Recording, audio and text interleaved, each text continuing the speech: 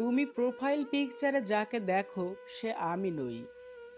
খেয়াল করে দেখো ওই ছবিতে খুঁত নেই কোথাও। ওই ছবিটা সুন্দর।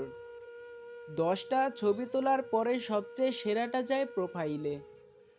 ওটাতে চোখের নিচের অর্ধ ডজন ভাঁজ নেই। নেই 1.5 ইঞ্চি জুড়ে থাকা ডার্ক সার্কেল কিংবা মুখের এখানে সেখানে থাকা ব্রণের দাগ। তুমি বলো, ওসব ছাড়া মানুষ হয় নাকি? প্রোফাইলে টাঙানো ছবিটা চুলে শ্যাম্পু করার পর তোলা। বাস্তবে প্রতিদিন চুলে শ্যাম্পু করা থাকে না। বাস্তবে বেশিরভাগ সময় মাথায় কাকের বাসা হয়। মজা করে বলছি না। অমন অপরিপাটি চুল নিয়ে কোথাও কিছুক্ষণ ঠায় দাঁড়িয়ে থাকলে কাক এসে ডিম পেড়েও যেতেও পারে। ঠোঁটের কোণের চিলতে হাসি বাস্তবে সব সময় থাকে না। কপালে বিরক্তির ভাঁজ থাকে, চোখে মুখে বিতৃষ্ণার ছাপ থাকে, ঠোঁটে ফেটে যাওয়া দাগ থাকে, হাতে পায়ে রুক্ষতার ছাড় থাকে, গায়ে ঘামে ভেজা কাপড় থাকে, গর্তে ঢুকে যাওয়া চোখে নানান কাজের চাপ থাকে। থাকে সেই অপ্রাপ্তির গল্পটা যেটা তুমি প্রোফাইল পিকচারে ধরতে পারো না। বিশ্বাস করো, প্রোফাইলের হাসি খুশি মানুষটাকে বাস্তবে দেখলে তুমি ভয়ও পেয়ে যেতে পারো।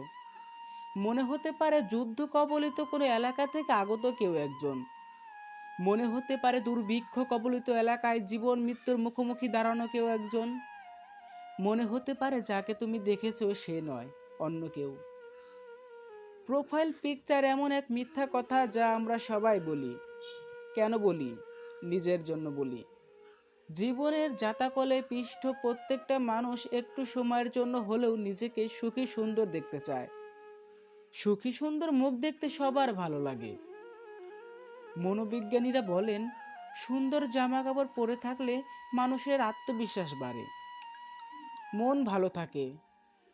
আমরা সবাই নিজেদের মন ভালো রাখতে চাই, মিথ্যে করে হলেও চাই।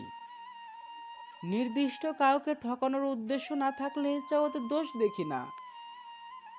তুমি যেন আবার ওই ছবি দেখে আমাকে বিচার করো না।